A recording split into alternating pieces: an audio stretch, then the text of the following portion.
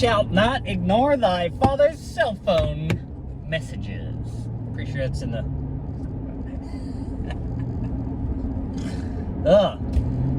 Alright, so, sorry about that. This is part 2 now, but if your parents call you, you have to answer the phone. I mean, you really ought to anyway.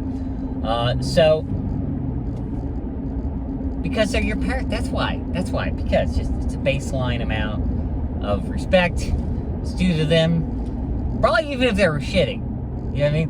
Which is the hardest part of Christianity, right? Is be nice to people, even when they're shitty. Which I fail at quite often, just to be honest. Quite often. I fail at being a good person a lot more often than I achieve being a good person. But, you know, it's a mixed bag, baby. It's a mixed bag. And you shouldn't feel bad. But anyway, we're talking about routines and improvement. This is part 2. I had to stop the first video to answer my phone. So there's a part 1, which should be posted on there. Okay, but... so building routines is important. Doing the same thing at the same time.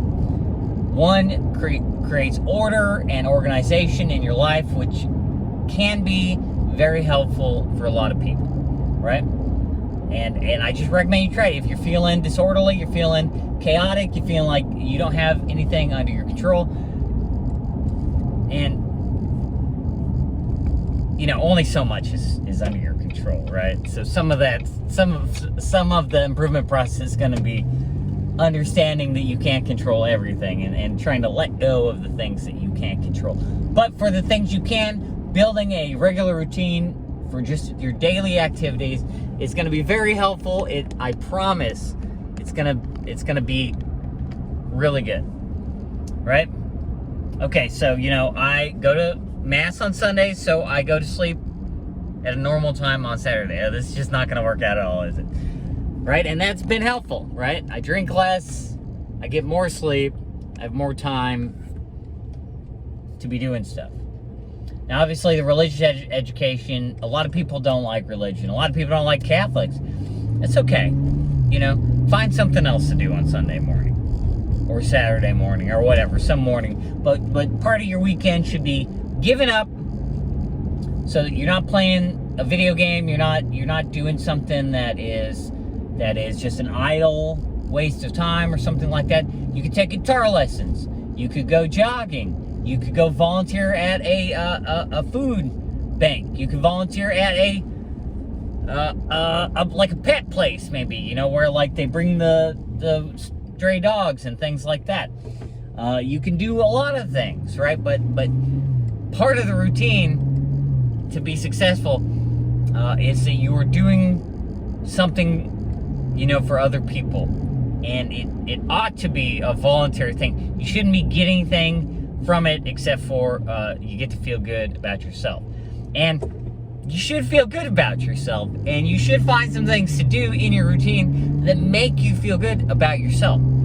You know, you want to develop, hey, I can have pride in this. I can feel good about this. That's fine. That's good. That's what you want. All right? Exercise. And your eating is also parts of the things that if you bring these things into a routine, you do them at the same times, you eat the same kind of things, and yeah, it's gonna get boring after a while. I got that, but you'll be able to you know, spice it up a little bit after, right? Nobody likes the meat and potatoes, right? Nobody likes just the salt and the butter, but it's important to keep things simple and to be happy with simple things, right? Everything you're doing doesn't need to be extravagant. When you're building your routine, you don't have to be like, all right, I'm gonna put my shoes on first, I'm gonna do this kind of stretch, and then I'm gonna eat 7/8 of an orange, and then I'm gonna do this. No. Don't get crazy with it. You know what I mean? Just nice, simple activities and activities that build character and strength. So one of the other things right now, because it's so freaking hot, I go run at 8 o'clock. Also, this year I've been watching a lot of baseball. I don't know if you knew this, there's like 170 fucking baseball games through the season. I had no idea there were that many, but this is literally, I'm gonna be 42 this year, and this is the first year I've tried watching an entire season of baseball. That's a lot. And each game is like 3 hours. And that's not going to work for everybody, right? And I don't know if I'm going to do this next year because it's a big commitment. But for right now, I'm trying to watch every baseball game, which means around 5 or 7 p.m. most days, there's a 3-hour game on, right? What can you do while you're watching baseball? You can do a lot of stuff. You can knit, you can paint, you can do puzzles, you can do flashcards, you can do a lot of stuff. I'm not telling you what you want to do, but in the evenings, have some time set out where every evening at the same time, you do your exercise, you do your hobby, you do your things.